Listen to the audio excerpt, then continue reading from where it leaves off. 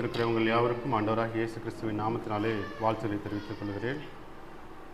செய்திக்கு முன்பாக ஜெபத்தோடு கூட நம்ம செல்வோம், ஜெபிப்போம். எங்கள் அன்பின் நல்ல தகப்பனே, இதை மீண்டுமாக உங்களுடைய சமூகத்தை நோக்கி வேண்டுதல் செய்கிறோம். இந்த நல்ல நாளிலே உங்களுடைய ஆராதனை வேளையிலே கலந்து கொள்ளும்படியான சூழ்நிலையும் ஸ்நாக்கியத்தினர் எங்களுக்கு கொடுத்திருக்காய், மாபெரும் தயவுக்காய் இறக்கத்திற்காய் நன்றி சொல்கிறோம் தோப்பனே. சபையின் அனைத்து காரியங்களும் நாங்கள் கையெடுக்க ஒன்றமா நீர் எங்களை ஆஸ்வதிங்க தோப்பனே. வருகின்ற வந்த ஒவ்வொரு பிள்ளைகளும் நீர் தாமே ஆஸ்வதிக்கணுமா கூட செபிக்கிறோம். இன்றைய நாளில் கூட அடியன் போதிக்கும்படியாக நீர் செய்த தருணத்திற்காக நன்றி சொல்கிறோம் தோப்பனே. அடியன் மூலமாக வெளிப்படுகிற ஒவ்வொரு வார்த்தையும் நான் இல்லை, நீர் என்னோடு இருந்து பேசுகிறேன் என்பதை கூட விசுவாசிக்கிறோம் தோப்பனே. கேட்கிற மக்களும் கூட புரிந்து கொள்ளக்கூடியதாகவும் எந்த ஒரு பிள்ளையும் இல்லாதபடிக்கும் சிலர் பொழுது அதை கிரையோடு கூட செல்லும்படியாக கிருபை பாராட்டும் தோப்பனே. ஆரம்பம் முதல் முடிவு வரைக்கும் எந்த ஒரு இடையூறோ தடமும் இல்லாதபடிக்கு எங்களை காத்து வழிநடத்த வேண்டுமாய் எங்கள் ஆண்டோரும் அருமை ரட்சகருமாகிய கர்த்தராகிய இயேசு கிறிஸ்துவின் நாமத்தினாலே நல்ல பிதாவே.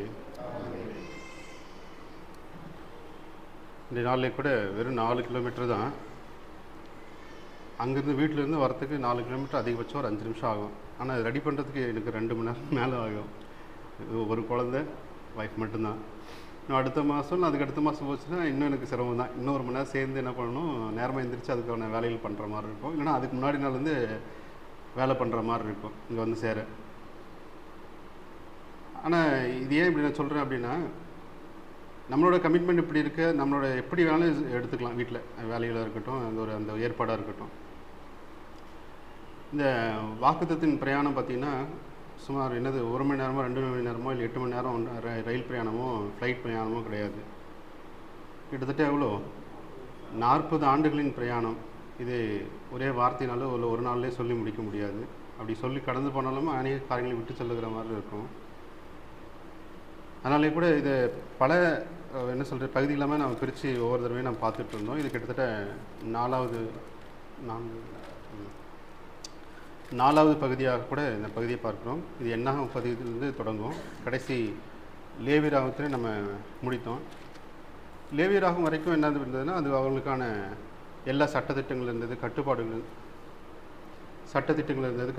இருந்தது. அது நம்ம சட்ட புத்தகம் கூட நம்ம சொன்னோம்.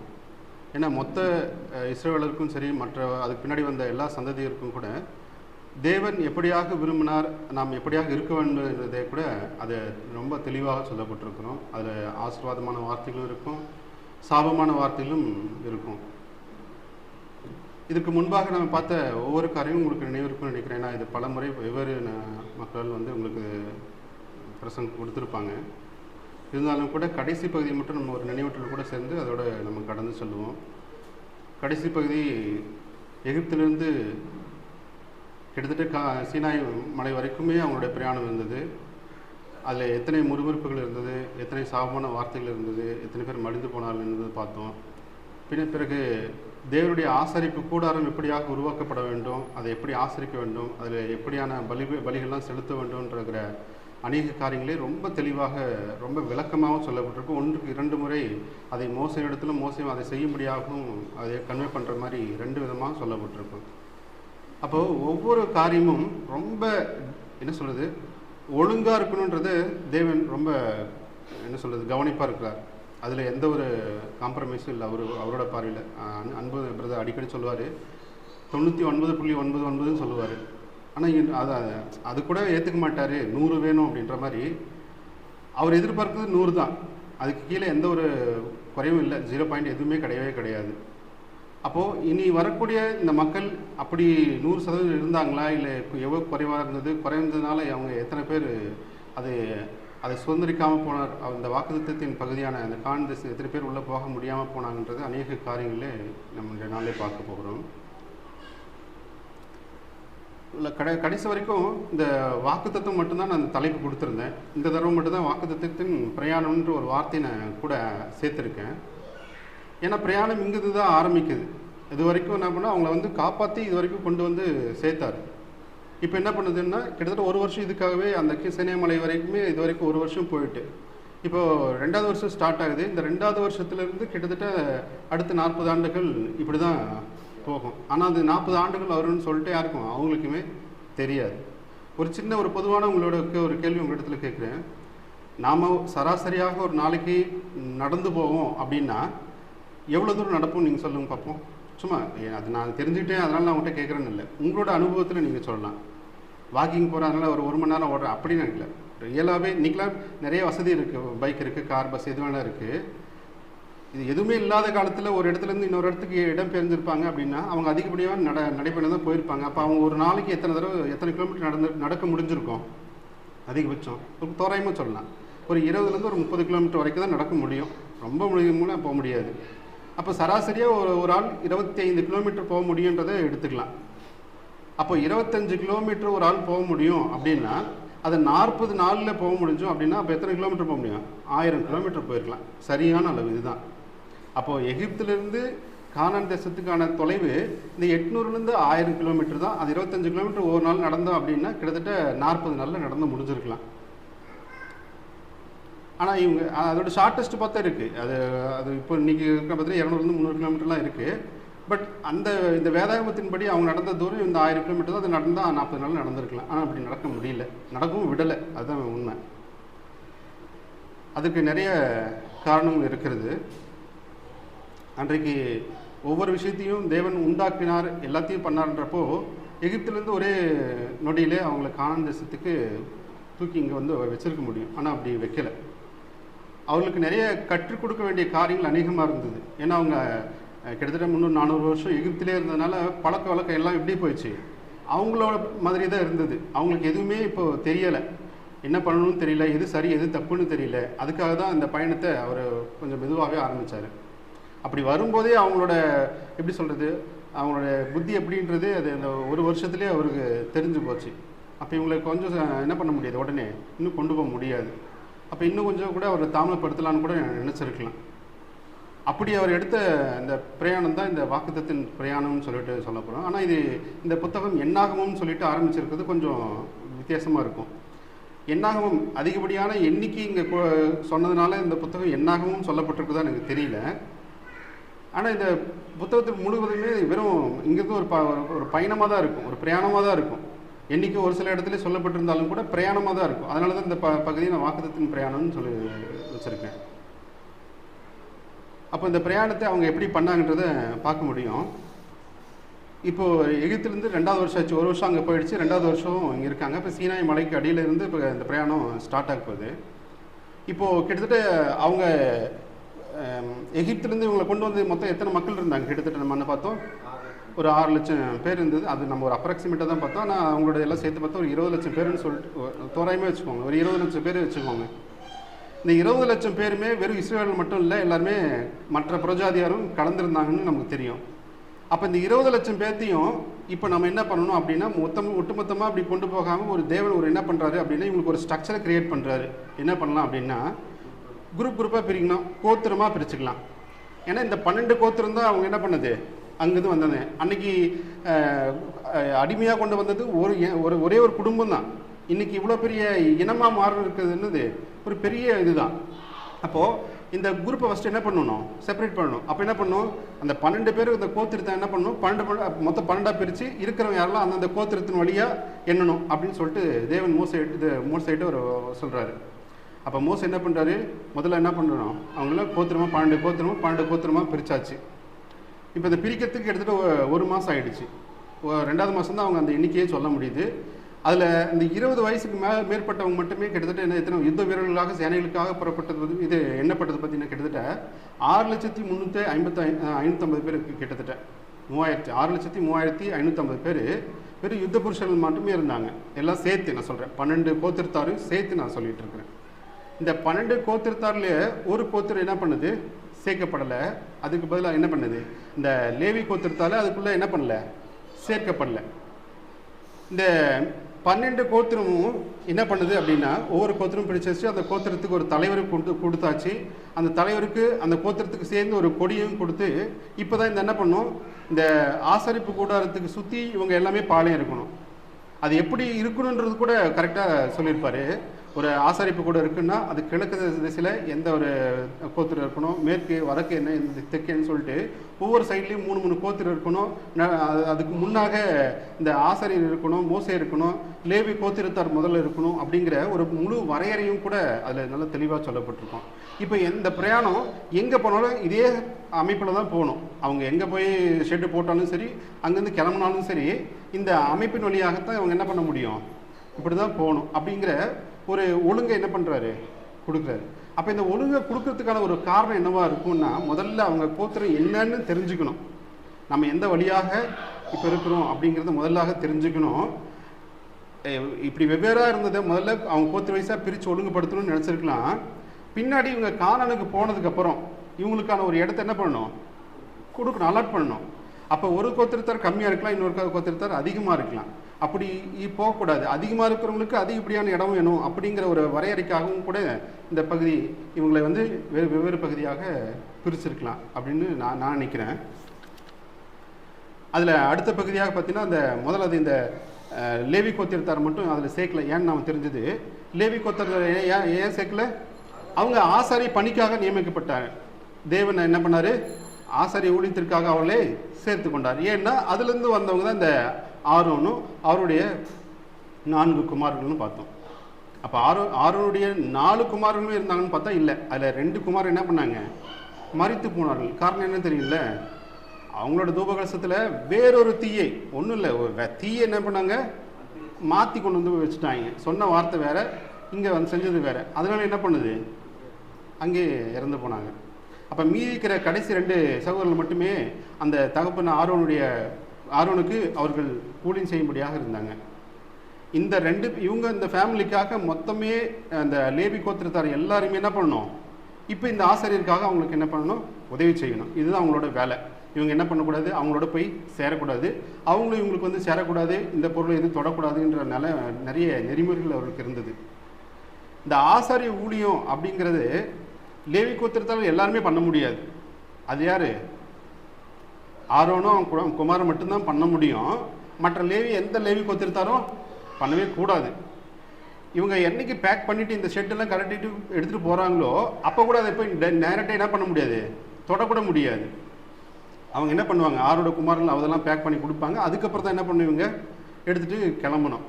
இந்த லேவி கோத்திரத்தாரிலே பார்த்தீங்கன்னா 3 விதமான கோத்திரத்தாரும் அவங்களுக்குள்ளே இருக்கும். அந்த கோத்திரம் என்ன, கெர்சோன், கோஹாத், அப்புறம் மெராரின்னு சொல்லிட்டு லேவிலே 3 கோத்திரத்தாரில் 3 பிரிவாக 3 சந்ததியாராக இருப்பாங்க.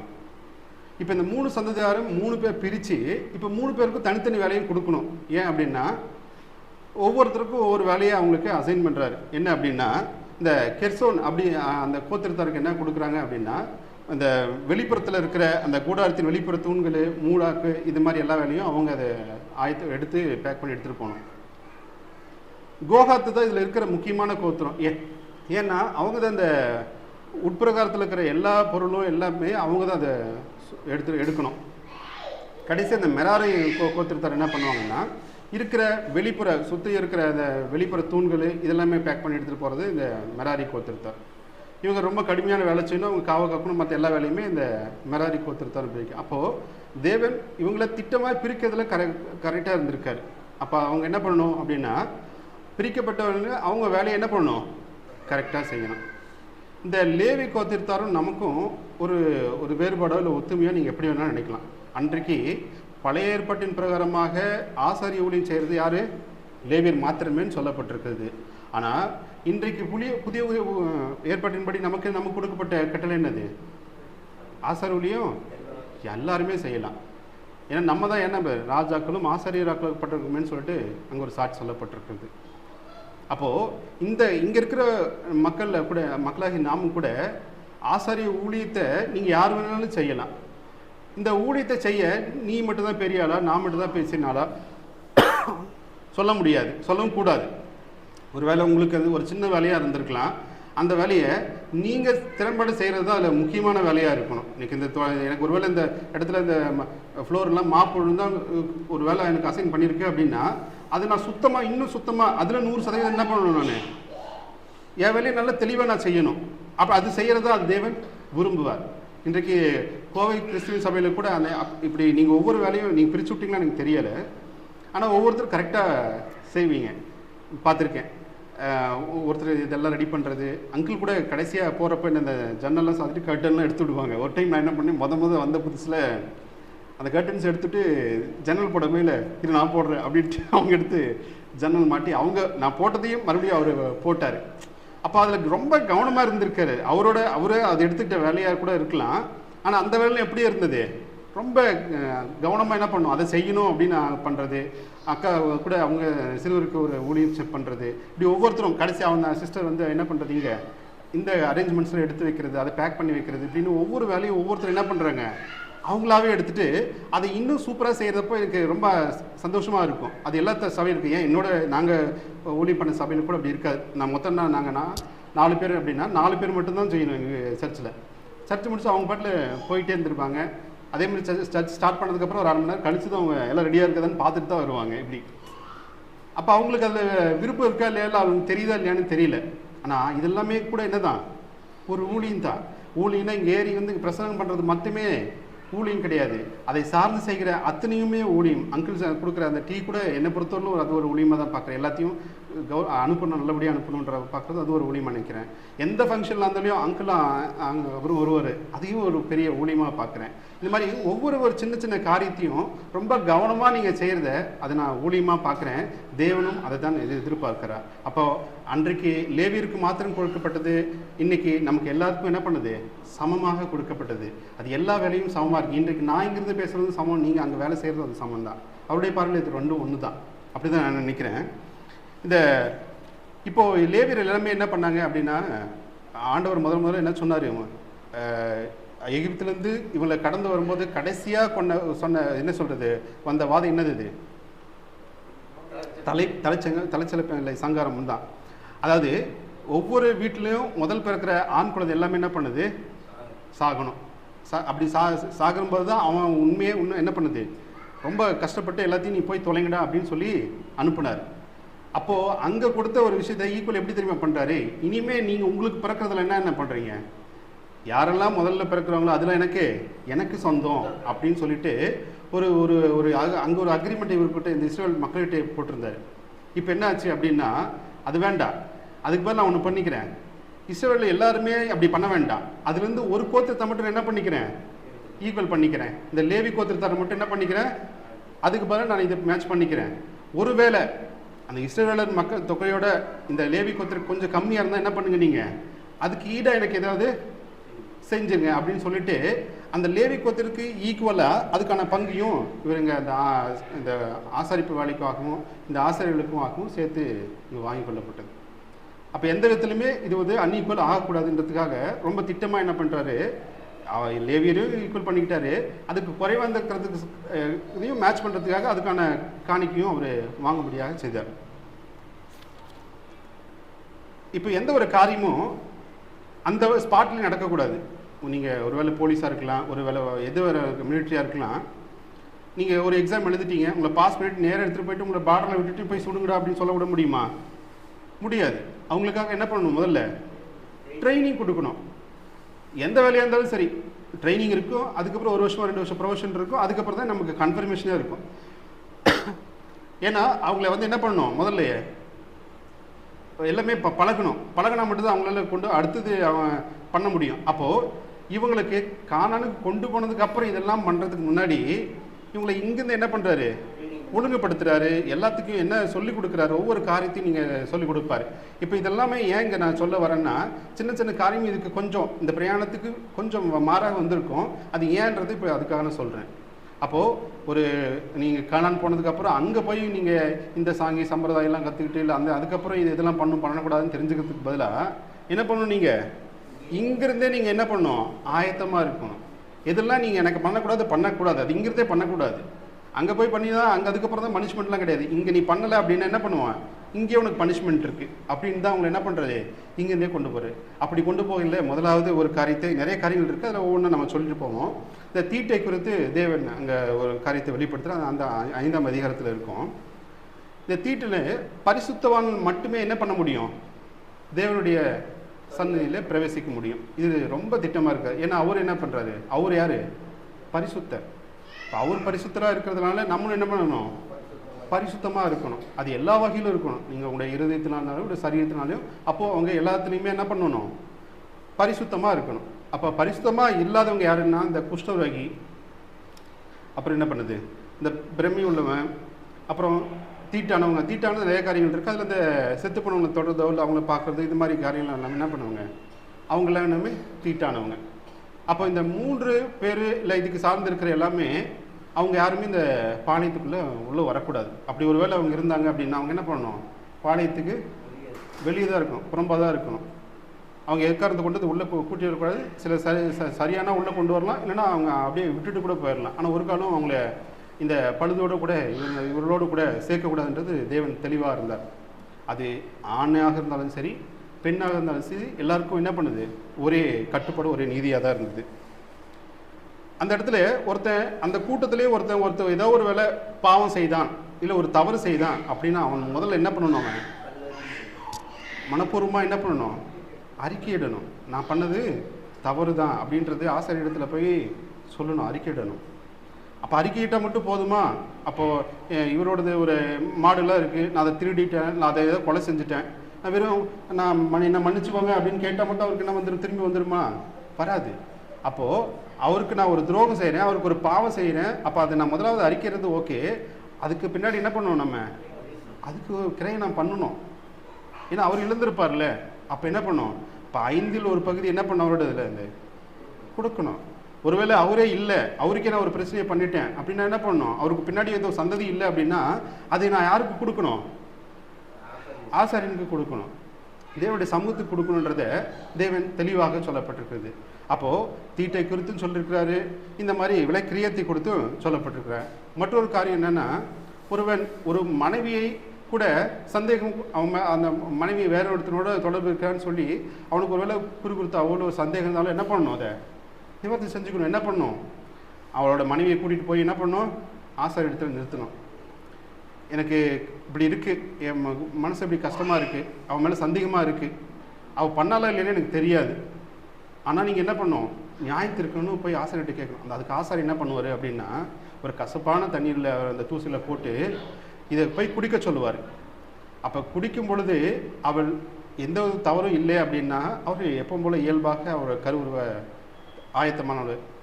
ஒருவேளை அவள் உண்மையாகவே தவறு செய்திருந்தால் என்ன பண்ணுவாங்க, வயிறு வீங்கி கால் சூம்பினவள் ஆகுவாள். அவளோட சமூகத்தில் அவளை என்ன பண்ண மாட்டாங்க, சேர்த்துக்க மாட்டாங்க.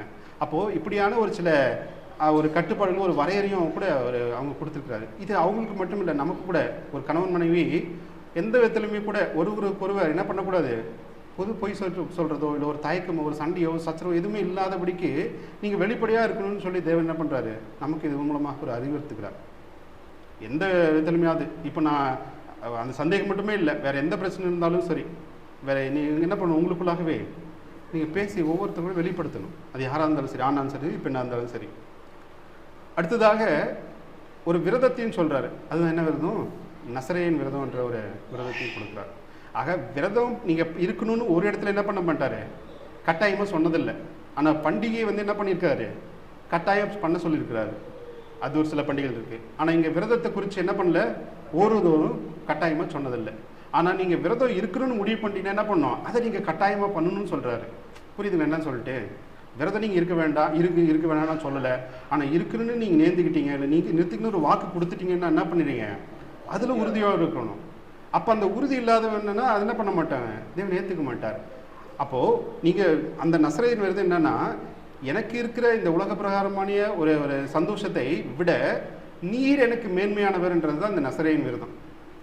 அதற்காக நான் என்ன பண்ணுவேன், எல்லாத்தையும் நான் வெறுப்பேன் துறப்பேன்றது தான் இந்த நசரேயன் விரதம். அப்போ நான் ஒரு வேண்டுதல் இருக்குது, இல்லை எனக்கு ஒரு தேவை இருக்குது, இல்லை நான் உண்மையாகவே தேவனுக்கு ஏதோ ஒரு காரியத்தினால அவருக்கு நான் விரதம் இருக்கேன் அப்படின்னா அந்த விரதத்துக்காக நான் எதையெல்லாம் இழக்க வேண்டியது இருக்கும், எதையெல்லாம் அனுபவிக்க வேண்டியது இருக்குன்றது முக்கியம். பொதுவாகவே இந்த சமூகத்திலே விரதம் இருப்பாங்க, உண்மையாகவே சில பேர் விரதம் இருக்கவங்க இருக்காங்க. 40 நாள், அது எந்த சமூகமாக இருக்கலாம், கிறிஸ்துவர்களாக வேறு யாரும் 40 நாள் இருக்கணுங்கிறதுக்காகவே சில பேர் இருப்பாங்க. 40 நாள் இருப்பாங்க, டே 1லேருந்து இருப்பாங்க, எதுவும் நான்வெஜ் சாப்பிட மாட்டாங்க, இந்த மாதிரி தீட்டான இடத்துக்கு போக மாட்டாங்க, நிறைய இருக்குது, அதெல்லாம் இருப்பாங்க. சிலர் 40வது நாள் நாளைக்கு கோயிலுக்கு போகிறோன்னா என்ன பண்ணுவாங்க, இன்றைக்கி மாலை போட்டுட்டு உட்காந்துட்டு இருப்பாங்க. கேட்டால் அதுக்கு ஒரு 1008 ரீசன் சொல்லுவாங்க, அது வேறு விஷயம். ஆனால் இங்கே விரதம் இருக்குன்னு நீ முடிவு பண்ணிட்டேன்னா என்ன பண்ணணும், இருந்தே ஆகணும். அதில் எந்த ஒரு இதுவும் கிடையாது. அங்கே மாதிரி ஏதாவது சாப்பிட்டுட்டு வந்து வீட்டுக்கு வந்து என்ன பண்ணிட்டேன், தலை குளிச்சுட்டு அப்படியே டைலூட் பண்ணுறது கிடையாது. எந்த விதத்துலையுமே அது என்னென்ன விதம்னா, முதல்ல என்ன பண்ணால் இந்த திராட்சை ரசத்தையும் மதுபானத்தையும் என்ன பண்ணவே தொடவே கூடாது. திராட்சை ரசம் ஒன்று, மதுபானம் வேறொன்று, ரெண்டு கிட்டத்தட்ட அதுலேருந்து வருது, அது வேறு விஷயம். பட் திராட்சை ரசன்றது அன்றைக்கு அது என்ன பெரியது, முக்கியமான ஒரு பானமாக இருந்தது. மதுபானம் இருந்திருக்கும், அதை பற்றி நான் சொல்லலை. ஆனால் இது ரெண்டுமே என்ன பண்ணக்கூடாது, நீங்கள் தொடவே கூடாது. அந்த காடியை கூட நீ தொட்டுறாத, அதோட விதையும் தொட்டுறாத, விதையினால் செய்யப்பட்ட எந்த ஒரு பொருளும் தொடாத. அந்த திராட்சை பழத்தில் இருந்த தோல்லேருந்து வேறு வரைக்கும் எது என்ன செய்யப்பட்டிருந்தாலும் என்ன பண்ணாத, தொடக்கூடாது. அது எவ்வளோ முக்கியன்றது உனக்கு தெரியும். ஆனால் முக்கியத்தையும் என்ன பண்ணணும், விட்டு கொடுக்கணும். அதுதான் அவர் சொல்கிறாரு. ரெண்டாவது, சவரக்கத்தி படக்கூடாது அப்படின்ற ஒரு ரெண்டாவது கட்டளை இருக்குது. சவரக்கத்தி படாமல் தான் என்ன ஆகும், முடி என்ன பண்ணும், வளரும். அவன் ஒருவேளை ஒரு வருஷம் அந்த வேண்டுதல் இருக்குன்னா அப்போ அந்த ஒரு வருஷம் என்ன பண்ணும், முடி வளரும். ஆனால் ஆண்கள் தலைக்கில முடி வைக்கிறது என்னவா இருக்கும், ஆணுக்கு என்னவா இருக்கும், கனவீனமாக இருக்குன்னு இந்த வேதம் சொல்லுது. தெரியல உங்களுக்கு? பெண்கள் கண்டிப்பாக என்ன பண்ணணும், முடி வைக்கணும். ஆனால் ஆண் அப்படி வைக்கணும்னு இல்லை, வைக்கக்கூடாது. அப்படின்னா அவனே என்ன பண்ணிக்க, மதிக்கலை, அவனை ஒரு பொருளாக எண்ணலை அப்படின்றது தேவனுடைய பார்வையில் அது ஒரு பொருளாக இல்லைன்ற மாதிரி தான் கணக்கு. ஆனால் இங்கே என்ன பண்ணக்கூடாது, சவரை கத்தி வைக்கக்கூடாது. அப்போது அதையும் என்ன பண்ணணும், தாங்கி கொள்ளணும் அப்படின்றது தான் இந்த அர்த்தம். கடைசி என்னது, இந்த பிரேதத்தினால் தீட்டுப்படக்கூடாது. பிரேதத்தினால் தீட்டுப்படக்கூடாதுன்றது ஓகே தான், சரிதான் எனக்கு. ஆனால் அதில் இன்னொரு உள்ளார்ந்த ஒரு இதுவும் ஒரு காம்ப்ளிகேஷன் இருக்குது. என்ன அப்படின்னா, பிரேதம் இருக்குது ஓகே, இதை போல் எனக்கு ஒரு நண்பராக இருக்க ஒரு வேறு யாராவது ஒரு சொந்தக்காரங்களாக இருந்தால் நான் போக முடியாது. என்னோட தாய், என்னோட தகப்பனார், என்னோட சகோதரி, என்னோட சகோதரனாக இருந்தால் கூட என்ன பண்ணக்கூடாது, இது போகக்கூடாது, தொடக்கூடாது. இது ரொம்ப எவ்வளோ கடுமையான ஒரு காரியம். இன்றைக்கி நான் விரதமே இருக்கிறேன், எங்கள் வீட்டில் ஒரு செலவாயிருக்குன்னா அது போய் நான் அழ முடியல, ஆறுதல் சொல்ல முடியல, என்னன்னா அது எவ்வளோ கஷ்டமானது. ஆனால் அதையும் நீ என்ன பண்ணணும், தாங்கணும், சகிக்கணும்.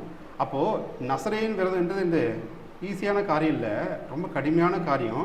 அதுக்கு இந்த 3 கட்டுப்பாடுகளும் அது நீங்கள் பண்ணால் மட்டும்தான் அந்த விரதத்தை நீங்கள் என்ன பண்ண முடியும், முடிக்க முடியும். அது எவ்வளோ நாளாக ஆனாலும் பரவாயில்ல.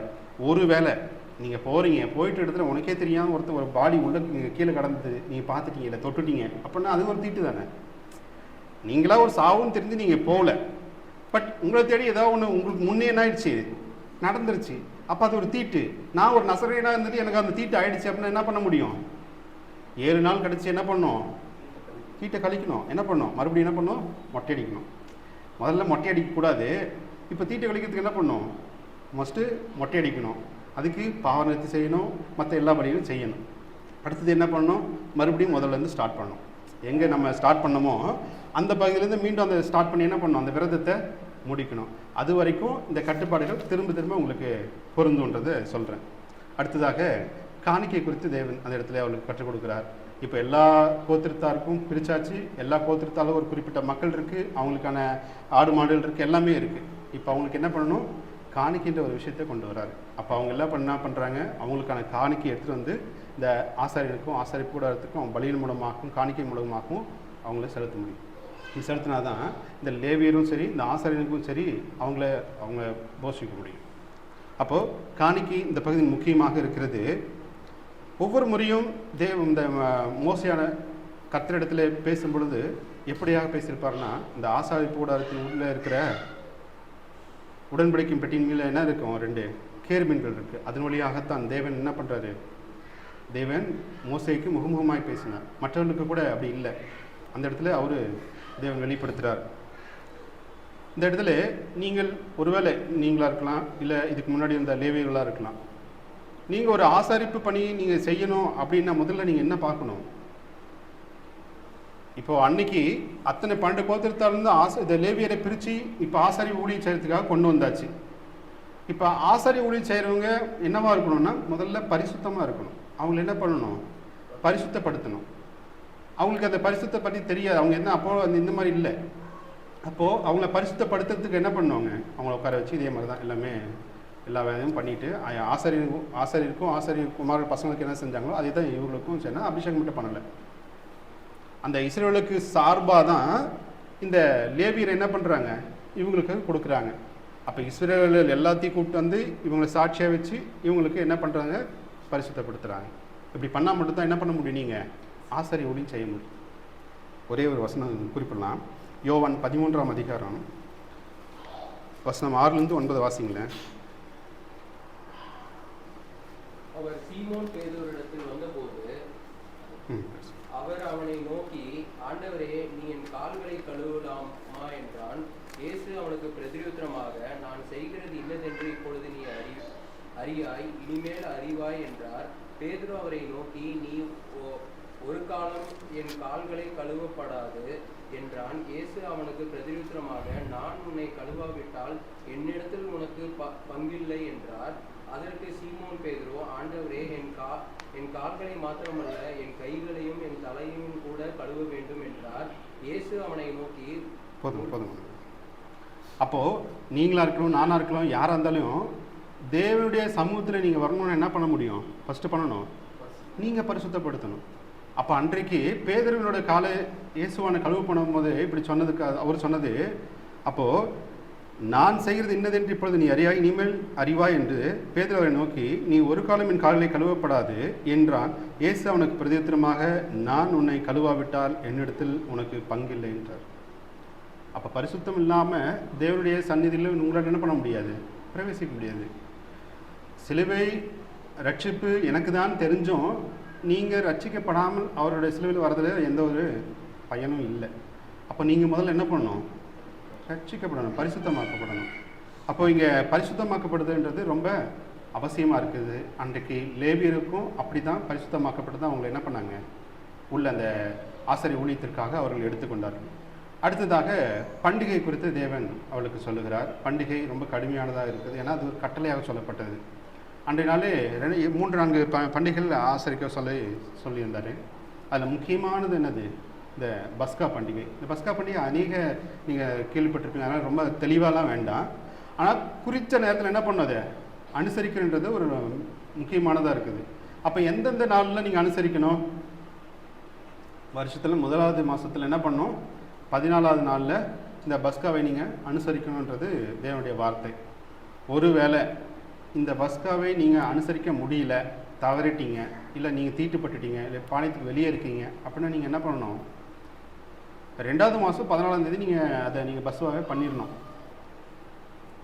அப்படி நீங்கள் பண்ணலை அப்படின்னா என்ன பண்ணுவீங்க, செத்து போயிடுவீங்கடா அப்படிங்கிறாரு. சரியா, நீங்கள் என்ன பண்ணுங்க, எஸ்கேப்பெல்லாம் ஆக முடியாது, நீங்களும் என்ன பண்ணுவீங்க, செத்து போயிடுவீங்க. இது யாருக்கு, அன்றைக்கு இஸ்ரவேலருக்கு மட்டுமே இல்லை, இஸ்ரவேலரோடு சேர்ந்த அந்நியர்களுக்கும் இது என்ன பண்ணோம், பொருந்தும். ஏன்னா அவரும் கூட்டு வந்தது அவர் தான். அப்போ தப்பித்து அவருமே இது என்ன பண்ணோம், கடைப்பிடிக்கின்றது என்று. அப்போது பண்டிகை குறித்தும் தேவன் அவர்களுக்கு அங்கே கற்றுக் கொடுக்கிறார். இதெல்லாம் பண்ணிட்டு வெறுமனே மோசையை மட்டுமே என்ன பண்ண முடியாது, இவர்களை வழிநடத்த முடியாது. ஏன்னா மோசைக்கு அந்த நாடகத்தில் மேப் இருந்திருக்காது, எந்த ஒரு இதுவுமே டைரக்ஷன் இருந்திருக்காது. அப்போ இவர்கள் எல்லாத்தையும் யார் வழிநடத்திருப்பார், தேவன் மாத்திரமே வழிநடத்தினார்.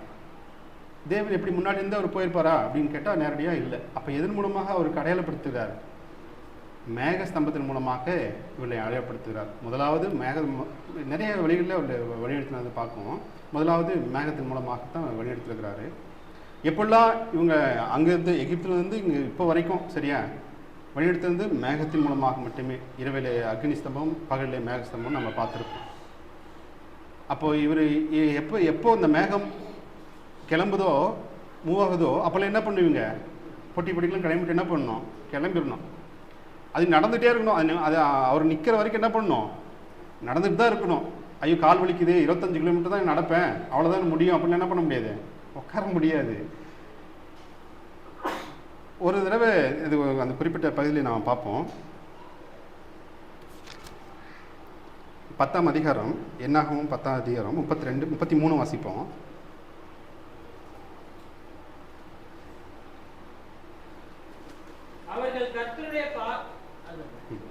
அவர்கள் கர்த்தருடைய பர்வதத்தை விட்டு 3 நாள் பிரயாணம் போனார்கள். 3 நாள் பிரயாணத்திலும் கர்த்தருடைய உடன்படிக்கை பெட்டி அவர்களுக்கு இளைப்பாறும் ஸ்தலத்தை தேடி காட்டும்படிக்கு அவர் கண்முன் சென்றது. அவர்கள் முன் சென்றது. அவர்கள் பாளையத்திலிருந்து பிரயாணம் போகிற போது கர்த்தருடைய மேகம் பகலில் அவர்கள் மேல் தங்கியிருந்தது. பெட்டியானது புறப்படும் போது மோசே, கர்த்தாவே, எழுந்தருளும், உம்முடைய சத்துருக்கள் சிதறடிக்கப்படுவார்களாக, உம்மை பகைக்கிறவர்கள் உமக்கு முன்பாக ஓடி போவார்களாக என்பான். அது தங்கும் போது கர்த்தாவே, அநேக ஆயிரவர்களாகிய இஸ்ரவேலரிடத்தில் திரும்புவீராக என்று சொல்லுவார். பாருங்க, 3 நாள் பிரயாணம். அப்போ 3 நாள் என்ன பண்ணியிருக்காங்க? அவங்க நடந்தே இருக்காங்க. அவங்களுக்கு இப்போ ஓய்வு தேவை. ஆனால் 3ஆவது நாள் தான் கிடச்சிருந்தது. 3 நாள் பிரயாணத்திலும் கர்த்தருடைய உடன்படிக்கை பற்றி அவர்களுக்கு இலைப்பாறுதல் ஸ்தம்பத்தை தேடி காட்டும்படி. அப்போ தேடிக்கலாம், அது வரைக்கும் என்ன பண்ணியிருக்காங்க? நடந்துகிட்டே தான் இருந்திருக்கிறாங்க. அப்போ ஒரு தடவை அவங்களுக்கு மறுபடியும் அவங்க இலைப்பாறுதல் இடம் கிடச்சதுனால இப்போ பெட்டியை கொண்டு வந்து வைக்கிறாங்க. எல்லாரும் பாளையம்லாம் இறங்குறாங்க. அப்போது பாளையம் இறங்கினப்போ அந்த வார்த்தை தான், அந்த பெட்டியானது புறப்படும் போது எப்பெல்லாம் அந்த பெட்டி கிளம்புதோ, எப்பெல்லாம் நமக்கு ஒரு வேண்டுதல் இருக்குது, இல்லை நம்ம ஒரு ஸ்டெப் எடுக்கணும் அப்படின்னா இந்த வார்த்தை உங்களுக்கும் பொருந்தும். கர்த்தாவே, எழுந்தருளும், உம்முடைய சத்துருக்கள் சிதறடிக்கப்படுவார்களாக, உம்மை பகைக்கிறவர்களுக்கு உமக்கு முன்பாக ஓடி போவார்களாக நீங்கள் சொல்லணும். ஒவ்வொரு முறையும் ஒருவேளை அது வெற்றி கிடைக்குதோ இல்லையோ, உங்களோடு இருக்கணும்னா அது சொல்லுது இந்த வார்த்தை வசனம்.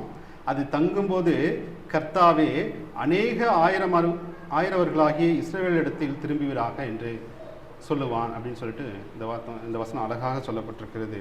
அப்போது இந்த பிரயாணத்தில் தேவன் பார்த்தீங்கன்னா எந்த இடத்துல தேவனுடைய மேகம் ஸ்தம்பம் அவங்க இருக்கோ அவங்க என்ன பண்ணவங்க? பாளையம் இறங்கணும். புறப்படும் போது போகணும். அது 1 நாளாக இருக்கலாம், 2 நாளாக இருக்கலாம், 1 மாதம்னா கூட என்ன பண்ணணும்? அவங்க நடக்கணும்னா நடக்கணும், இருக்கணும்னா இருக்கணும். அப்படி தான் இந்த வசனம் சொல்லுது. ஆனால் இந்த பாருங்க, 9ஆம் அதிகாரம் 23 வாசிப்போம்.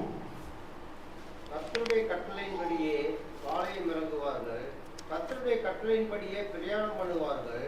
கர்த்தர் மோசேயை கொண்டு கட்டளை இடுகிறபடியே கர்த்தருடைய காவலை காத்துக் கொள்வார்கள்.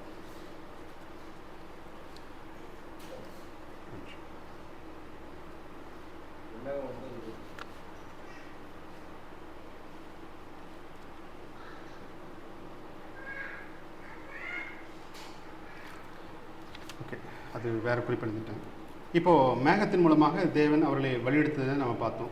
அடுத்ததாக இந்த வெள்ளி பூரிகள் மூலமாக அவர்கள் எப்படியாக அவர்களை வழிநடத்தினார் என்பதை பார்ப்போம். இப்போ கிட்டத்தட்ட நம்ம பார்த்தோம் 20 லட்சம், ஒரு அப்ராக்சிமேட்டாக தான் நம்ம பார்த்தோம். அது எவ்வளோ வேணாலும் இருந்திருக்கலாம். 20 லட்சம் பேர்த்துக்கும் ஒரு டைரக்ஷன் சொல்லணும். எப்படி சொல்ல முடியும்? அப்போது எவ்வளோதான் நீ மலை மேலே ஏறி சொன்னாலும் என்ன பண்ணாது? அவங்களுக்கு கேட்டிருக்காது. அப்போ அதுக்கும் தேவன் என்ன பண்ணுறாரு? ஒரு ஆயத்தப்படுத்துகிறாரு. வெள்ளினால் செய்யப்பட்ட ஒரு பூரிகள், ஒரு ட்ரம்பட் இங்கிலீஷ் சொல்லலாம், 2 கொடுத்துருக்குறாரு. கொடுத்து என்ன செய்ய சொல்லிவிட்டு இது என்ன பண்ணுங்க? ஊதுங்க. இப்போ ஊதும்போது என்ன பண்ண போனால், சில நேரம் ஊதும்போது சில அமைப்புகள்லாம் சொல்லியிருக்குது, ஊதும்போது தான் கிளம்பணும், ஊதும்போது சில நேரம் அந்த தலைவர்லாம் வரணும், இருக்கணுன்னாலும் ஊதணும், அப்புறம் ஏதாவது விசேஷனாலும் ஊதணும், எந்த ஒரு அனௌன்ஸ்மெண்ட்டுனாலும் என்ன பண்ணணும்? இந்த வெள்ளிப்பூரிகளை கொண்டு அவங்களுக்காக அனௌன்ஸ்மெண்ட்டை சொல்லப்படுது. அப்போது தேவன் அந்த வெள்ளிப்பூரிகள் மூலமாகவும் என்ன பண்ணுறாரு? பேசுகிறார் என்பதை நாம் புரிந்து கொள்ள வேண்டும். இப்போ முதல் பிரயாணம் சீனாயிலேருந்து பாரான் வனாந்தரத்துலேருந்து வரைக்கும் வந்துட்டாங்க. இப்போ அங்கே தான் ஒரு நபரை சந்திக்கிறாங்க. அந்த நபர் பாருங்கள் யார் அப்படின்னா, அதாவது ரெகுவல்ன்றது மோசையோட மாமா, அவருடைய மகனை சந்திக்கிறார். யாருன்னா ஓபாபை சந்திக்கிறாங்க. இந்த வசனம் 10ஆம் அதிகாரம் 29-32 வாசிப்போம். என்னாகும் 10:20. அப்போது மோசே தன் மாமனாகிய ரெகுவேல் என்னும் மீதியானுடைய குமாரனான ஓபாவை நோக்கி, உங்களுக்கு தருவேன் என்று கர்த்தர் சொன்ன ஸ்தலத்துக்கு நாங்கள் பிரயாணம் போகிறோம், நீயும் எங்களோட கூட வா, உனக்கு நன்மை செய்வோம், கர்த்தர் இஸ்ரவேலுக்கு நல்ல வாக்குத்தத்தம் பண்ணியிருக்கிறார் என்றார். போதுமானது. இப்போ பாருங்க, இந்த இடத்துல யாரு? இந்த ஓபாவை பார்த்துட்டு என்ன பண்ணுறாங்க? நீ என்ன பண்ணு, எங்கள் கூட வா, அவனுக்கும் எங்களுக்கு கிடைச்ச ஆசீர்வாதம் என்ன பண்ணணும்? உனக்கும் கிடைக்கும். ஏன்னா நீங்கள் என்ன பண்ண, என்ன வழிநடத்தின அப்படின்னா எங்களுக்கு கிடைக்கிறத என்ன பண்ண உங்களுக்கு கிடைக்க செய்வேன்னு சொல்லிட்டு மோசே என்ன பண்ணுறாரு? அதுக்கு அவனோட வார்த்தை என்னவா இருக்கு பாருங்க. 30வது வருஷம். அதற்கு அவன், நான் வரக்கூடாது, என் தேசத்துக்கும் என் இனத்தாரிடத்திற்கும் போக வேண்டும் என்றார். அப்போ அவனே சொல்லிட்டு என்ன பண்ண மாட்டேன், வரமாட்டேன்னு சொல்கிறாங்க, அதுக்கு வந்தாலும் இல்லைன்னு நமக்கு தெரியாது. பட் ஆனால் மோசே விடலை, நீ வா வந்தே ஆகணுன்ற மாதிரி 31 சொல்கிறார் பாரு. அப்பொழுது மோசே, நீ எங்களை விட்டு போக வேண்டாம், வனாந்திரத்திலே நாங்கள் பாளையம் இறங்கும் இடங்களை நீ அறிந்திருக்கிறபடியினால் எங்களுக்கு கண்களைப் போல இருப்பாய். நீ எங்களோட கூட வந்தால் கர்த்தர் எங்களுக்கு செய்தருளும் நன்மையின்படியே உனக்கும் நன்மை செய்வோம் என்றான். பாருங்க, மோசையோட ஒரு குணத்தை இது வெளிப்படுத்துது. என்னன்னா, எனக்கு கிடைச்ச ஆசீர்வாதம் என்ன பண்ணும், உனக்கும் கிடைக்கும். ஒருவேளை நான் அந்த இடத்துல இருந்தால் என்ன பண்ணுவேன், போயிட்டு வரணும் பாயின்னு சொல்லிட்டு என்ன பண்ணுவோம், நம்ம மட்டும் கிளம்பி போயிருப்போம். இவ்வளோ நாள் நாங்கள் கஷ்டப்பட்டு வந்திருக்கோம், நீ குறுக்கில் வந்துட்டு ஏன்னா வந்து சந்தில் போறியன்ற மாதிரி அவனை விரட்டி விட்டுருப்போம். ஆனால் அப்படியே மோசே செய்யலை. நீ என்ன பண்ணு, எங்களோட வா, எனக்கு கிடைக்கிற ஆசீர்வாதம் என்ன பண்ணும், உனக்கும் கிடைக்கும், நீ நல்லா இருப்புன்ற மோசையோட குணத்தை வெளிப்படுத்தார். அடுத்ததாக இப்போ முதலாக இவ்வளோ தூரம் நம்ம கடந்து வந்தது எல்லாமே அவர்களுக்கு எப்படியாக இருக்க வேணும், என்னெல்லாம் பண்ணணும்னு சொல்லிட்டு இருக்காங்க. இந்த சீனாய் மலைக்கு முன்னாடி வரைக்கும் ஒரு சில குண்டக்க முண்டக்க வேலையெல்லாம் இவங்க என்ன பண்ணாங்க, பண்ணிகிட்டு இருந்தாங்க. அதனால் நிறைய அழிவுகள் ஏற்பட்டது. இதில் என்ன சொல்கிறது, கோபமும் அவங்களுக்கு கிடைச்சிது. இங்கே பின்னாடி பார்த்தீங்கன்னா இந்த 11வது அதிகாரத்தில் அவங்களுக்கு மீண்டும் என்ன பண்ணுது, முறுமுறுக்க ஆரம்பிக்கிறாங்க. தொடர்ந்து அதே வேலையை செய்ய ஆரம்பிக்கிறாங்க. இவங்க எங்கே போனாலும் என்ன பண்ண மாட்டாங்க, திருந்தவே மாட்டாங்க. இவர்களும் ஒன்று, இவரோட சேர்ந்துருக்கிற கூட்டாளிகளும் ஒன்று. மேபி அது இருக்கலாம். அவங்க கூட்டாளிங்கன்னா இஸ்ரேலோட சேர்ந்து வேறு புறஜாதி கூட இருக்கலாம், இவங்களை வேறு ஏதோ பண்ணலாம். இப்படி முறுமுறுக்கிறத மோசைக்கு தெரியல. ஆனால் என்ன பண்ணுது, தேவனுக்கு தெரிஞ்சது. அவர் தெரிஞ்சதும் செம்ம கோவம் ஆகிட்டு என்ன பண்ணுறாரு, என்ன பண்ணுது, அந்த பின்னாடி வரவங்க அத்தனை பேர்த்து என்ன பண்ணிடு எரிச்சிட்ருக்காரு. இது தெரிஞ்சது என்ன பண்ணுறீங்க எல்லாமே மோசை இடத்துல வந்து வருந்து கேட்குறாங்க, எங்களை காப்பாற்றுங்கன்ட்டு. மோசை தேவனிடத்தில் மன்றாடும் போது அவர்கள் என்ன பண்ணுறாரு, தேவன் அவர்களை மன்னித்து விடுகிறார். கொஞ்ச நேரம் போச்சு, மறுபடியும் என்ன பண்ணுறாங்க, அழுறாங்க. என்ன அப்படின்னு பார்த்தா, எனக்கு சாப்பிட கறி வேணும். என்ன பண்ண, இத்தனையும் நம்ம மண்ணாவே சாப்பிட்டு என்னாச்சு, எனக்கு நாக்கு செத்து போச்சு. என்னதான் தேனே கொடுத்தாலும் எப்படி இருக்கும், அப்படி தான் உங்களுக்கு இருந்திருக்கு. மண்ணை ரொம்ப டீட்டெயிலாக சொல்லியிருப்பாங்க எப்படி இருக்கும். ஒரு கொத்தமல்லி அளவுக்கு இருக்கும், தேனிட்ட பனையான் போல் இருக்கும் அப்படின்னு சொல்லிட்டு சிலர் அதே வெறும் அப்படியே சாப்பிட்லாம், இடித்து சாப்பிட்லாம், அதிர்சமாக சாப்பிட்லாம், பல வகையிலையும் அதை என்ன பண்ண வேணும், பயன்படுத்தலாம். அப்படி வெரைட்டியாக கொடுத்தும் கூட அவங்களுக்கு என்ன பண்ணல, பத்தலை, எனக்கு என்ன வேணும், கறி தான் எனக்கு வேணும் அப்படின்னு சொல்லிட்டு என்ன பண்ணுறாங்க, அழுக ஆரம்பிக்கிறாங்க. இதை கேட்டதும் மோசைக்கு ரொம்ப வருத்தம் ஆச்சு. இவ்வளோலாம் கஷ்டப்பட்டு உங்களை கூப்பிட்டு வந்தோம், அதுக்கு என்ன பண்ணுவேன், நாங்கள் அங்கே வாச்சு என்ன பண்ணிகிட்டு இருந்தோம், வெங்காயத்தை பூண்டு தின்னுட்டு எதையாவது ஒன்று சாப்பிட்டு விதமாக சாப்பிட்டுட்டு இருந்தேன், இதெல்லாம் சாப்பிட்டுட்டு நாங்கள் நல்லா இருந்தோம். இங்கே வந்து என்ன பண்ணுறீங்க, ஒரு ஐட்டத்தை கொடுத்து இப்படி சாகடிக்கிறீங்களேன்ற மாதிரி ரொம்ப வருத்தப்படுறாங்க. இதை கேட்டால் அவருக்கு ரொம்ப கஷ்டமாகி போச்சு. இது வரைக்கும் அவங்க மேலே இறங்கி மோசைக்கு என்ன பண்ணுது, ஒரு காலத்தில் ரொம்ப வருத்தப்பட்டு ஆண்டவர் இடத்துல போயிட்டு என்னால் இதுக்கு மேலே முடியல, இவங்க என்ன தானே பொத்தி வச்சாலும் என்ன பண்ணுறாங்க, எதையாவது ஒன்று பண்ணிக்கிட்டே தான் இருக்காங்க. இவங்களெல்லாம் நானாக பெற்றேன், இவங்களாம் என்கிட்ட இது இப்படிலாம் சொல்லி மோசை வந்து என்ன பண்ணுறாங்க, தேவனிடத்தில் மன்றாடுகிறத பார்க்குறோம். அப்போது தேவன் கூப்பிட்றாரு, வந்து வா, நீ அழுகாத, நீ பிரச்சனை இல்லை, நீ மட்டுமே தனியாக போராடாத, உனக்கு என்ன பண்ணு, ஒரு 70 பேர் என்ன பண்ணு, நீ உன்னோட ஒரு மூத்தவ கூப்பிடு, அவங்கள நான் பார்த்துக்கிறேன்னு சொல்லிட்டு அவங்கள கூப்பிட்டு 70 பேர்த்தையும் என்ன பண்ணுறாரு, வர சொல்லு, வந்து என்ன பண்ணு, கூடத்துக்கு வர சொல்லு அப்படின்றாரு. இவங்கெல்லாம் போயிட்டு 70 பேர்த்தையும் கூப்பிட்டு போகிறாரு. அதில் ஒரு 2 பேர் பாளையத்தில் இருந்துறாங்க, மீதி 68 பேர் மட்டும் என்ன பண்ணுறாங்க, போயிட்டு நிற்கிறாங்க. மோசைக்கு இருந்த ஆவி அது என்ன வந்துச்சு, இந்த மீதி இருக்க அந்த 70 பேருக்கு என்ன பண்ணுச்சு, போச்சு. அவருக்கு இப்போ வந்ததுனால என்ன பண்ணாது, தீர்க்க தரிசனம் பேசினாங்க அப்படின்னு சொல்லப்படுகிறது. அப்போ இது இவங்களுக்கு மட்டும் இங்கே 68 பேர் தான் இருக்காங்க. ஆனால் அங்கே 2 பேர் விட்டுட்டு வந்தாங்க. ஆனால் அவங்களும் என்ன பண்ணிட்டு இருந்தாங்க, அங்கே அதே தான் பேசிகிட்டு இருக்கிறாங்க. அப்போ இதை கேட்ட யோசுவாக்கு ஒரே என்னது, 70 பேர் கூப்பிட்டீங்க, 68 பேர் தான் போயிருக்காங்க, நீங்கள் அவர் 68 பேருக்கு தானே வரணும், ஆனால் இவனும் பேசிகிட்டு இருக்கானுங்க, இவனை கழிச்சு விட்ருங்க, இவனை சேர்க்காதீங்க அப்படின்னு சொல்லி மோசைகிட்ட போய் இந்த யோசுவா போய் சொல்ல போது கூட அப்பையும் மோசையோட குணம் பாருங்கள். 70 பேர் மட்டும் இல்லை, நம்ம எல்லாருமே என்ன பண்ணோம், நமக்கும் அந்த ஆசீர்வாதம் கிடைக்கும், நம்மளும் அதை பேசணுன்ற உங்களுக்கு ஆசை இல்லையா அப்படின்னு கேட்குறப்போ அவரோட மோசையோட இன்னும் குணத்தை இன்னும் அதை அதிகப்படுத்துது. அப்போது மீண்டும் என்ன சொல்கிறாரு, அவளுக்காக அந்த 70 பேர்த்தையும் ஆயத்தப்படுத்து பண்ணாமல் மறுபடியும் இந்த செய்தி தேவனுக்காக கேட்டது சமூகத்தில் கேட்டபோது தேவன் உண்மையே டென்ஷன் ஆகிறார். அப்போ என்ன சொல்கிறாரு, நீ இப்போ தயவு செஞ்சு நீ போயிடு, நான் உங்களை என்ன பண்ணுறேன், நான் இவங்களை பார்த்துக்கிறேன், நான் இவங்களை அப்படி கூட நான் என்ன பண்ணுறேன், அழிச்சிடறேன், உடனே பெரிய ஜாதியாக கூட அண்ணன்னு சொல்லிட்டேன். நான் அப்போ கூட என்ன மோசே என்ன பண்ணல, விடலை. அவன் எவ்வளோ அடித்தாலும் தாங்குறான்ற மாதிரி மோசே எவ்வளோ பண்ணாலையும் தாழ்ந்து போகிறான். அங்கிள் ஒரு தடவை சொன்னாங்க, யோவானுக்கு சாரி ஒரு மோசைக்கு ஒரு ஒரு ஒரே நிமிஷம் சொல்லிடுறேன்.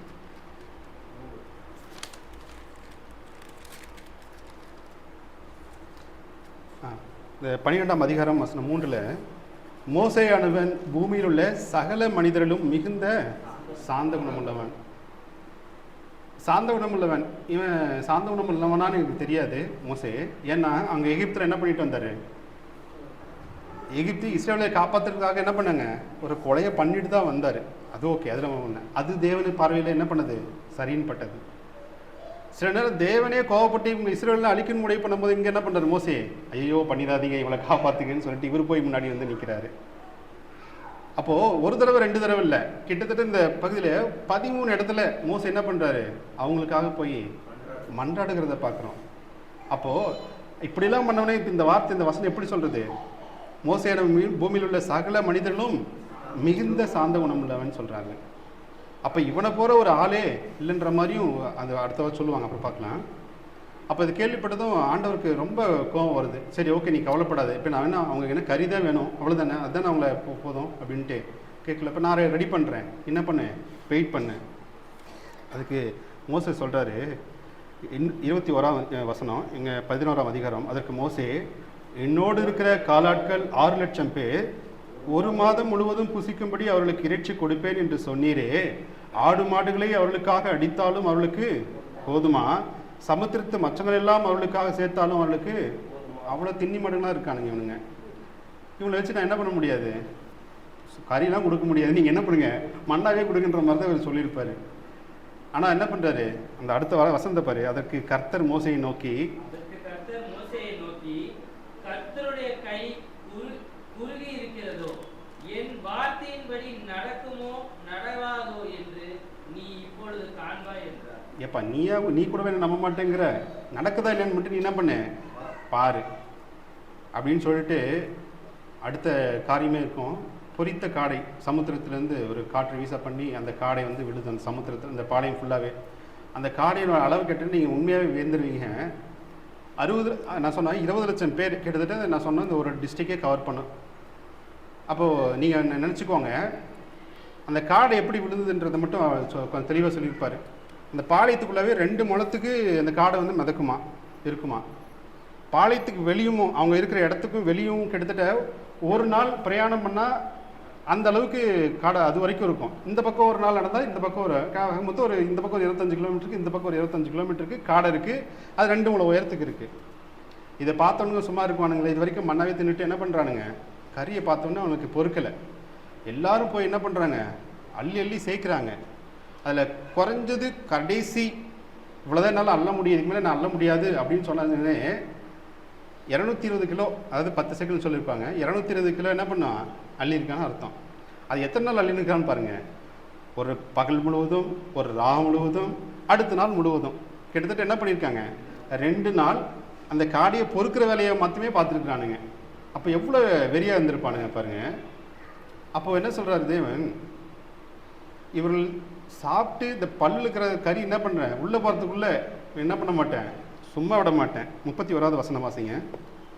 அப்பொழுது கர்த்தரிடத்திலிருந்து புறப்பட்ட ஒரு காற்று சமுத்திரத்திலிருந்து காடைகளை அடித்து கொண்டு வந்து பாளையத்திலும் பாளையத்தை சுற்றிலும் இந்த பக்கம் 1 நாள் பிரயாணம் மட்டும், அந்த பக்கம் 1 நாள் பிரயாணம் மட்டும் தரையின் மேல் 2 முழம் உயரம் விழுந்து கிடக்க செய்தது.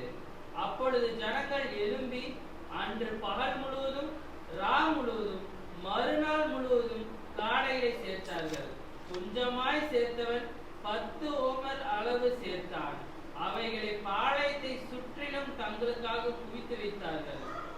தங்கள் பற்கள் நடுவே இருக்கும் இறைச்சியை அவர்கள் மென்று தின்ன முன்னே கர்த்தருடைய கோபம் ஜனங்களுக்குள்ளே மூண்டது. கர்த்தர் ஜனங்களை மகா பெரிய வாதையால் பாதித்தார். அவ்வளோதான். இதெல்லாம் வாசை சாப்பிட்டு என்ன பண்ணிடு, செத்து போயிரு, வராத அப்படின்னு சொல்லிட்டு அவனை அங்கேயே போட்டு தள்ளுறாங்க. கடைசியாக அடுத்து இந்த 34வது வசனம் மட்டும் வாசிங்க. அப்படி கண்டினியூஸ் ஆகும். இச்சித்த ஜனங்களை அங்கே அடக்கம் பண்ணினதினால் அந்த ஸ்தலத்துக்கு கிப்ரோத் அத்தாவா என்று பெயரிட்டான். அவ்வளோதான். இப்போ என்ன பண்ணுது, இந்த இடத்தோட முடியுது. மறுபடியும் இந்த பிரயாணம் அடுத்த பகுதி கடந்து செல்லுது எங்கே அப்படின்னா, அந்த இடத்த வந்து அஸ்ரோத்துக்கு பிரயாணம் பண்ணுறாங்க. இப்போ தான் இன்னொரு நிகழ்வு ஏற்படுது. முதல் நிகழ்வு இப்போது கறிக்காக புலம்பி சித்தர்கள். ரெண்டாவது இங்கே ஒரு பிரச்சனை நடக்குது. அதுதான் கூட இருந்த ஆளே என்ன பண்ணுறான், நம்ம மேலே பொறாமையாக இருக்கிற மாதிரி கூட இருந்த மோசேக்கு வாயாக இருந்த யார், ஆரோன்.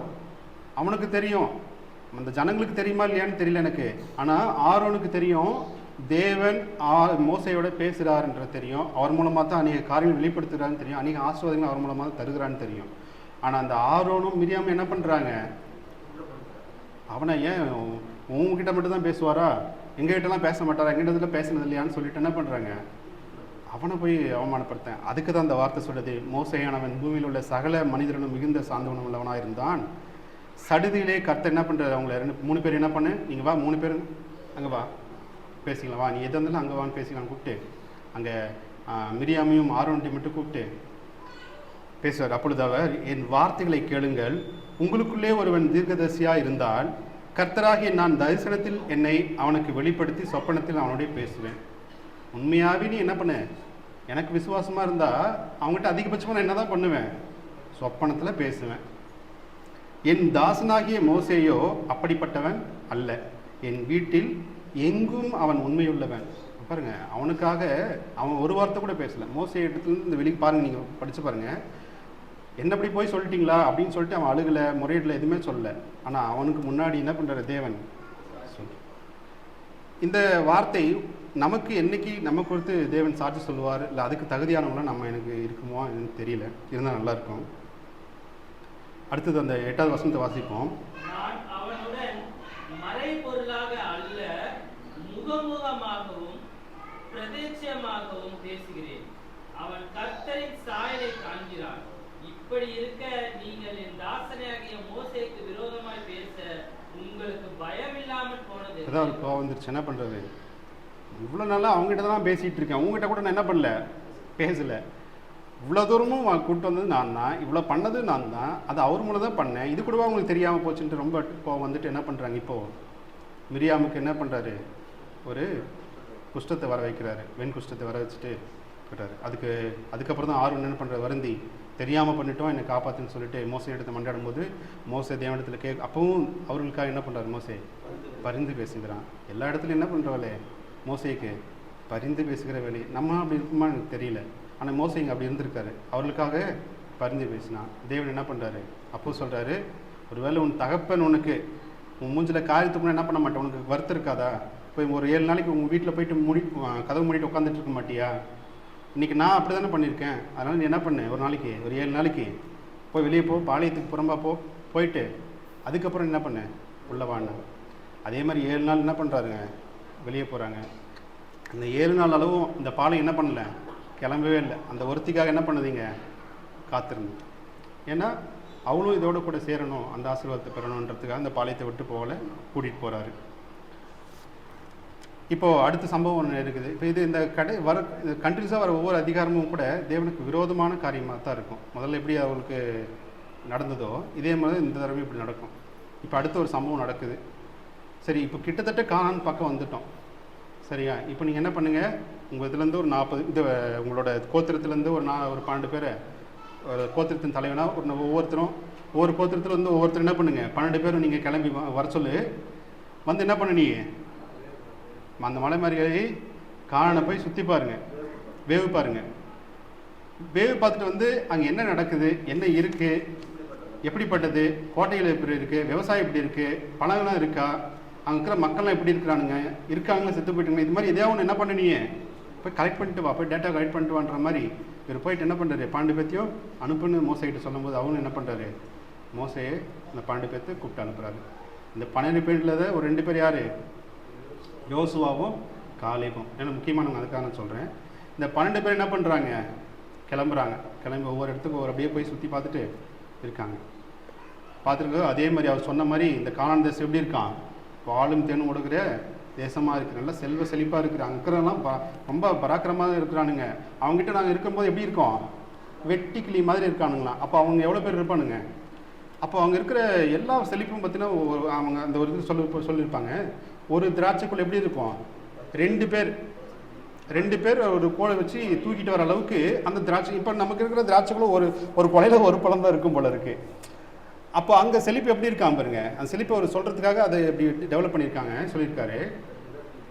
அப்போ 2 பேர் தூக்குற அளவுக்கு அந்த பழம் இருந்திருக்கு. அப்போ அந்த அளவுக்கு அவங்க செழிப்பு இருக்குன்னு தெரிஞ்சுக்கிட்டாங்க. வரும்போது அத்திப்பழம் மற்ற எல்லாமே மாதுளம்பழம் எல்லாமே எடுத்துகிட்டு வராங்க. மற்றபடி தேசத்தையும் சுற்றி பார்த்துட்டு வராங்க. இப்போ வந்து மெயின்ட்டு என்ன பண்ணாங்க, எல்லாத்தையும் கூப்பிட்டு இஸ்ரேல் எல்லாத்தையும் கூப்பிட்டு வந்துட்டோம். போனதெல்லாம் நல்லா தான் இருந்தது. என்னது அங்கே நீங்கள் சொன்ன மாதிரி தான் என்னது இருந்தது. ஆனால் நாங்கள்லாம் என்ன பண்ண மாட்டோம், எங்கெல்லாம் உயிரோடே விட மாட்டானுங்க. அங்கே இருக்கிறவங்க என்ன பண்ணுறானுங்க, தடிம நாட்டு இருக்கானுங்க. ஒவ்வொருத்தனும் பீம நாட்டு இருக்கான். அவனுக்கிட்டலாம் எல்லாருமே பெரிய பெரிய ஆளாக இருக்கானுங்க. அவனுங்களும் அப்படி தான் நினைக்கிறானுங்க. நாங்கள் ஒரு மாதிரி என்னமோ வெட்டிக்கிளி மாதிரி தான் இருக்கும், நாங்களும் அப்படி தான் நினைக்கிறோம். இதுக்காக எங்களை கூப்பிட்டு வந்தீங்க, அதுக்கு நாங்கள் என்ன பண்ணுவோம், அங்கேயே போய் இருந்திருப்போம் இல்லை, அங்கேயே செத்துருப்போம் இல்லை. என் பிள்ளைங்க பொண்டாட்டியெல்லாம் கூப்பிட்டு வந்து இவ்வளோ தூரம் சாகடிக்குவோம். என்ன பண்ணீங்க, கூப்பிட்டு வந்தானுங்க. தயவு செஞ்சு என்ன பண்ணுங்க, எங்களை கூப்பிட்டு போய் அங்கேயே விட்டுருங்க. இவனுக்கு எங்கே போனால் இதே வேலை தான். எங்கெல்லாம் பயம் வந்து சாவர பயம் வருதோ அப்போ என்ன பண்ணுவாங்கன்னா எகிப்துக்கு போகலாம், வா எகிப்துக்கு போகலாம். என்னப்போ எகிப்தில் அவங்க சொகுசாக என்ன பண்ணுறாங்க வச்சிருக்கிற மாதிரி, வா எகிப்துக்கு போகலாம் எகிப்துக்கு போகலான்ட்டு இருக்காங்க. அங்கே இந்த போயிட்டு வந்த 12 பேர், இந்த 10 பேர் தான் அப்படி சொல்லியிருப்பானுங்க, இப்படி போகிறான்ட்டு. அந்த 10 பேர் என்ன சொல்லுவானுங்க, பேசாமல் நமக்காக ஒருத்தர் என்ன பண்ணுவான், ஒரு லீடரை நம்மளே ஏற்படுத்திக்கலாம், மோசே வேண்டாம், நம்ம இப்படி என்ன பண்ணுவோம், இப்போ ரிவர்ஸில் போயிட்டு போகலான்னு சொன்னப்போ செம டென்ஷன் ஆகிடுது. ஆனால் காலேஜ் மட்டும் என்ன சொல்கிறேன், யோசுவா காலேஜ் மட்டும் என்ன பண்ணுறாங்க, அப்படிலாம் பேசாதீங்க, தேசம் ரொம்ப நல்லது, ஆண்டவர் அதுக்காக தான் நம்ம என்ன பண்ணியிருக்காரு, கூப்பிட்டு வந்திருக்காரு, படியெடுத்து வந்திருக்கிறாரு, அது நமக்காக தான் கொடுக்க போகிறாரு. அப்போது நமக்கு கொண்டு வரது அவரு என்ன பண்ணுவார், விரட்டுவார். அங்கே 6-7 தேசம், எத்தனை தேசம் வேணா இருக்கலாம், எவ்வளோ பெரிய ஆளாக இருக்கலாம், ஆனால் அவங்கள விரட்டுறதுக்கு நீ இல்லை அவரு பார்த்துப்பாருன்னு சொல்லிட்டு ஒரு தைரியத்தை என்ன பண்ணுறாங்க, காலேபு யோசுவா சொல்கிறாங்க. ஆனால் அந்த மக்கள் ஏற்றுக்கல. இப்படி பேசுகிற முதல்ல இவங்க என்ன பண்ணுங்க, சாகடிங்க, கல் எடுத்து அடிங்கடா இவனாங்க ஃபஸ்ட்டுன்னு சொல்லிட்டு இவனுங்க அந்த 2 பேர்த்தையும் பேசிகிட்டு இருக்கானுங்க. அப்போ கூட என்ன பண்ணல, காலேபு சொல்லலை, தயவு செஞ்சு நான் சொல்கிறத கேளுங்க. இங்கே பாருங்கள், 14ஆம் அதிகாரம் வசனம் 5 வாசிப்போம். மோசேயும் ஆரோனும் இஸ்ரவேல் புத்திரரின் சபையாராகிய எல்லா கூட்டத்தாருக்கும் முன்பாக முகமுட்பெற விழுந்தார்கள். தேசத்தை சுற்றி பார்த்தவர்களில் நூனின் குமாரனாகிய யோசுவாவும் எப்புன்னேவின் குமாரனாகிய காலேபும் தங்கள் வஸ்திரங்களை கிழித்துக் கொண்டு இஸ்ரவேல் புத்திரரின் சமஸ்த சபையை நோக்கி, நாங்கள் போய் சுற்றி பார்த்த சோதித்த தேசம் மகா நல்ல தேசம், கர்த்தர் நம்மேல் பிரியமாய் இருந்தால் அந்த தேசத்தை நம்மை கொண்டு போய் பாலும் தேனும் ஓடுகிற அந்த தேசத்தை நமக்கு கொடுப்பார். அவ்வளோதான். அப்போ இவங்கள என்ன சொல்கிறாங்க, அப்பவும் கூட இவங்க பேச்சை மாறல, இவங்க உறுதியாக தான் இருக்காங்க. இவர் தேவன் எங்களை வெளியெடுத்துவார், நீங்கள் தயவு செஞ்சு என்ன பண்ணுங்க, வாங்க பொறுமையாக இருங்கன்னு கேட்குறாங்க. ஆனால் அவங்க அப்படி இல்லை. இப்போ தேவன் மறுபடியும் என்ன பண்ணுறாரு, கோவம் வருது. ஆனால் மோசே என்ன பண்ணுறாரு, அவர்களுக்காக மீண்டும் கொண்டாடுகிறான். தயவு செஞ்சவர் மன்னிச்சிருங்க அப்படின்னு சொல்லி கேட்குறப்போ தேவன் அவனை மன்னிக்கிறேன். ஆனால் என்ன பண்ணுவாங்கன்ட்டாங்க, ஒருபோதும் இவர்கள் என்ன பண்ண மாட்டாங்க, கானானுக்குள்ளே கால் எடுத்து வைக்க மாட்டாங்க. அது ஏன்னா பார்த்துக்கோ அப்படின்ற மாதிரி 40 நாள் அங்கே சுற்றி இருந்திருந்தாங்களா, ஒவ்வொரு நாளும் ஒவ்வொரு வருஷமாக மாற்றி என்ன பண்ணுவேன், 40 வருஷம் உங்களை என்ன பண்ண போகிறேன், உங்களை இங்கேயே சுத்தோட போகிறேன். இந்த 40 வருஷம் ஏங்க சுத்தோட போகிறேன்னா, ஒரு ஜென்ரேஷன்ஸ் ஆகணும். எவெல்லாம் இந்த என்ன பண்ண இந்த மாதிரி ஒரு பொய் சாட்சி சொன்னானோ, பொய் வாக்கு சொன்னானோ, அவங்கள என்ன பண்ணணும், அந்த ஜென்ரேஷன்ஸ் ஆகணும். இந்த ஜென்ரேஷன் போயிட்டு புதிய ஜென்ரேஷன் என்ன பண்ணணும், அவங்க நல்லா ஃப்ரெஷ்ஷாக தான் வருவாங்க. அவங்க என்ன பண்ணுவேன், நேராக உள்ளே கூப்பிட்டு போவேன். ஆனால் அதில் 2 பேர் மட்டும் உள்ளே வருவாங்க. யார், காலேபு. இதில் மோசே கூட வரல, பின்னாடி பார்க்கலாம். மோசே யாரும் கூட வரமாட்டாங்க. ஆனால் அதில் வந்த 2 பேர் யார், யோசு காலேபுடைய ஒரு நம்பிக்கை, ஒரு விசுவாசத்தினாலே அவங்க என்ன பண்ணுறாங்க, வராங்க. அவங்க கானானுக்குள்ளே போகிறாங்க, போயிட்டு வந்தது இவங்க போகலன்ற கூட இல்லை, ஆனால் நம்பினாங்க, போவோம் அவர் கூட்டிகிட்டு போவாருன்ற ஒரு நம்பிக்கை மட்டும்தான் இருந்தது. அந்த நம்பிக்கைனாலே இவங்க 2 பேரும் தான் உள்ளே போக முடிஞ்சது. எதெல்லாம் இவங்க உள்ளே போகிறதுக்கு என்ன சொல்ல பழியெல்லாம் சொன்னாங்களோ அது எல்லாமே அவருக்கு ஆப்போசிட்டாக தேவன் மாற்றணும்னு சொல்லார். என்னன்னு பாருங்கள், 13ஆம் அதிகாரம் 23வது வசனத்திலிருந்து வாசிப்போம். அவர்கள் எஸ்கோல் பள்ளத்தாக்குக்கு மட்டும் போய் அங்கே ஒரு கொலையில் ஒரு திராட்சை கொடியை அறுத்தார்கள். அதை ஒரு தடியில் 2 பேர் கட்டி தூக்கி கொண்டு வந்தார்கள். மாதுளம்பழங்களில் அத்திப்பழங்களிலும் சிலவற்றை கொண்டு வந்தார்கள். இஸ்ரவேல் புத்திரர் அங்கே அறுத்த திராட்சை கொலை நிமித்தம் அவ்விடம் எஸ்கோல் பள்ளத்தாக்கு எண்ணப்பட்டது. மாற்றி சொல்லிட்டேன். இது 14ஆம் அதிகாரம் 29 வாசிங்க. 14:29. இந்த வனாந்தரத்தில் உங்கள் பிரேதங்கள் விழும், உங்களில் 20 வயது முதல் அதற்கு மேற்பட்டவர்களாக எண்ணப்பட்டு உங்கள் தொகைக்கு உட்பட்டவர்களும் எனக்கு இல்லைங்க, இல்லை கரெக்ட் தான். இந்த வனாந்தரத்தில் உங்கள் பிரேதங்கள் விழும், உங்களில் 20 வயது முதல் அதற்கு மேற்பட்டவர்களாக எண்ணப்பட்டு உங்கள் தொகைக்கு உட்பட்டவர்களும் எனக்கு விரோதமாய் முறுமுறுத்தவர்களும் ஆகிய அனைவரின் பிரேதங்களும் விழும். அப்போ ஒருத்தர் என்ன பண்ண மாட்டாங்க, போக மாட்டாங்க, செத்துருவாங்க. அது ஒரு விஷயம். அடுத்து 30 வாசிங்க. எப்புன்னவின் குமாரன் காலேபும் நூனின் குமாரன் யோசுவாவும் தவிர மற்றவர்களாகிய நீங்கள் நான் உங்களை குடியேற்றுவேன் என்று ஆணையிட்டு கொடுத்த தேசத்தில் பிரவேசிப்பதில்லை. பாருங்க, முதல்ல உங்களுக்கு கொடுத்த வாக்குத்தத்தை என்ன பண்ணுவீங்க, நீங்களாம் அங்கே போய் பிரவேசிப்பேன்னு சொன்னாங்க. இப்போ அது மாறுது, என்ன ஆகுது பாருங்க, ஆணையிட்டு கொடுத்த தேசம் உங்களுக்கு கிடையாது. அடுத்து வாசிப்போம். கொள்ளையாவார்கள் என்று நீங்கள் சொன்ன உங்கள் குழந்தைகளையோ நான் அதில் பிரவேசிக்க செய்வேன். இப்போ நீங்கள் என்ன சொன்னீங்க, போகிற அத்தனை பேரும் எங்களே சாவடிப்பாங்க அப்படின்னு சொன்னீங்க. ஆனால் இங்கே என்ன சொல்லப்படுது, அவங்க என்ன இருப்பாங்க, குழந்தைகளோ நான் அதில் பிரவேசிக்க செய்வேன், நீங்கள் அசட்டை பண்ணின தேசத்தை அவர் கண்டறிவார்.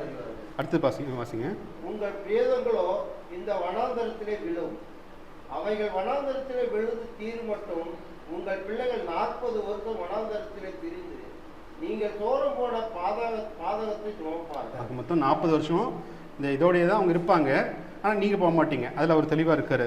அப்போ அப்படியே கண்டினியூஸாக 2 வாசிப்போம். நீங்கள் தேசத்தை சுற்றி பார்த்து 40 நாள் லக்கத்தின்படியே ஒவ்வொரு நாள் ஒவ்வொரு வருஷமாக நீங்கள் 40 வருஷம் உங்கள் அக்கிரமங்களை சுமந்து என் உடன்படிக்கைக்கு வந்த மாறுதலை உணர்வீர்கள்.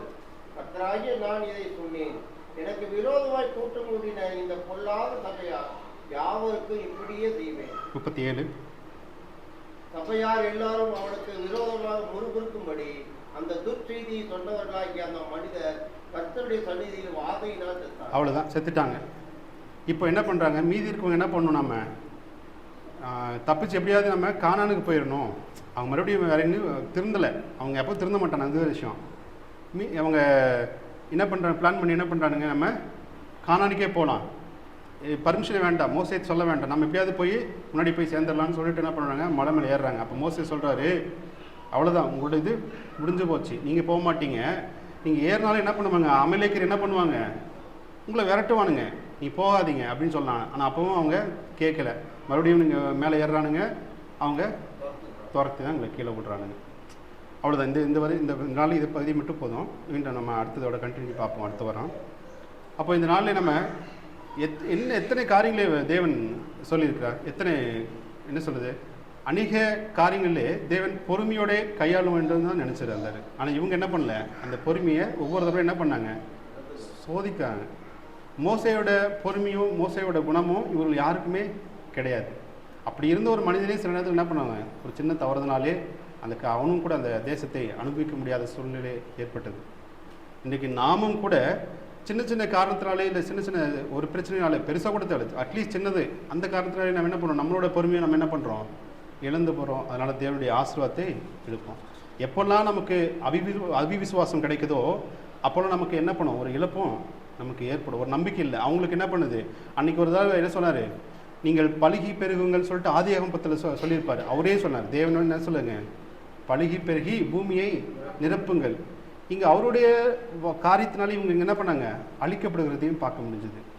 புரியுதுங்களா? அங்கே சொன்ன வார்த்தையும் இங்கே என்ன பண்ணுது, அழிக்கவும் செய்கிறாரு. அப்போது தேவனுடைய விதிமுறைகள் யாரெல்லாம் பண்ணுறாங்க, இல்லை தேவனுடைய வார்த்தை யாரெல்லாம் மீறுறாங்க, யார் கட்டுப்படலை அப்படிங்கிறது ரொம்ப முக்கியமானதாக இருக்குது. இந்த நாளிலே கூட எங்களுக்கு வாய்ப்பு கொடுத்த உங்கள் யாருக்கும் தேவனுக்கும் கூட நான் நன்றியை சொல்லுகிறேன். நன்றி.